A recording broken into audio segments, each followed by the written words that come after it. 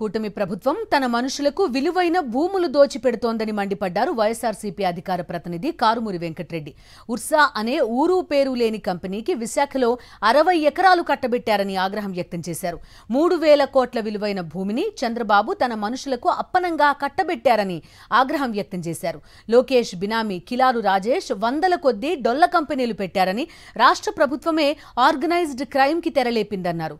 ప్రభుత్వం చేస్తోన్న భూ దోపిడీని వైఎస్ఆర్ కాంగ్రెస్ పార్టీ చూస్తూ ఊరుకోదని, చంద్రబాబు అక్రమాలను ఖచ్చితంగా అడ్డుకుంటామన్నారు కారుమూరి వెంకటరెడ్డి.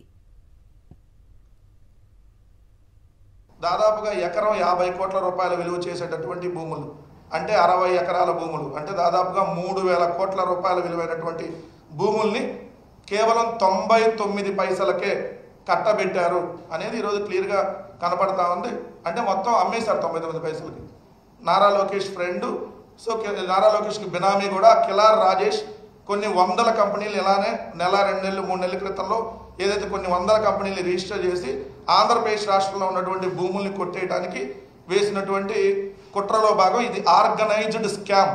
21.16 ఎకరాల మొత్తాన్ని 99 పైసలకి అమ్మేశారు టీసీఎస్కి. అంటే అసలు ఆంధ్రప్రదేశ్ రాష్ట్రం అంత చీప్గా కనపడుతుందా?